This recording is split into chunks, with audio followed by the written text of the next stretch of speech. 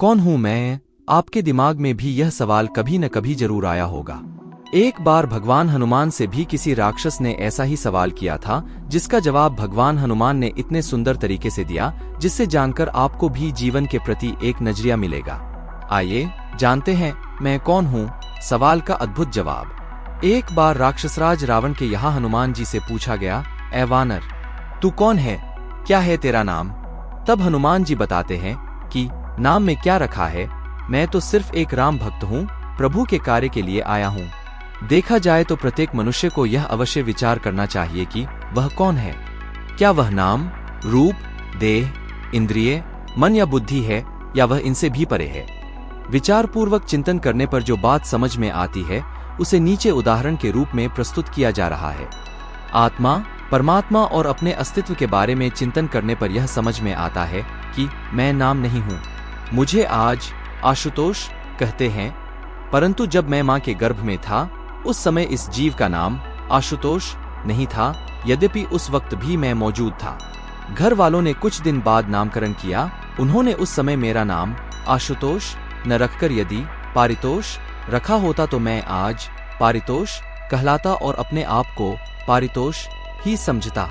मैं न पूर्व जन्म में आशुतोष था, न माँ के गर्भ में आशुतोष था, और न ही शरीर त्यागने के बाद आशुतोष रहूंगा।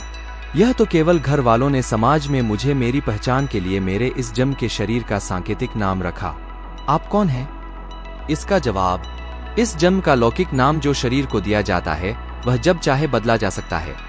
इसलिए धर्मशास्त्रों के मर्मज्ञ कहते हैं कि जो विवेकवान मनुष्य इस रहस्य को समझ लेता है कि वह नाम नहीं है, वह अपने नाम की निंदा अथवा स्तुति से न तो कभी घबराता है, न ही कभी खुश होता है। धर्मशास्त्रों में शरीर और आत्मा के बारे में कहा गया है कि मानव शरीर जड़ है, उसके अंदर निवास करने वाली आत्मा चैतन्य है। बालपन में इस शरीर का जो स्वरूप था वह युवावस्था में बदल गया और अब शरीर का स्वरूप कुछ और ही है, किंतु तीनों अवस्थाओं में मैं एक ही हूँ। अगर किसी व्यक्ति ने मुझे बाल अवस्था में देखा था और वह मुझसे अब मिलता है, तो मुझे पहचान नहीं सकता, क्योंकि देह का रूप बदल गया। इससे यह सिद्ध होता है शरीर मैं नहीं हूँ, किंतु शरीर में मैं हूँ। इसी तरह इंद्रिया भी मैं नहीं हूँ। हाथ पैरों के कट जाने, आंख नष्ट हो जाने और कानों के बहरा हो जाने पर भी ज्यों का त्यों पूर्ववत ही रहता हूँ, मरता नहीं। यदि मैं इंद्रिय होता तो उसके विनाश में मेरा विनाश तय था।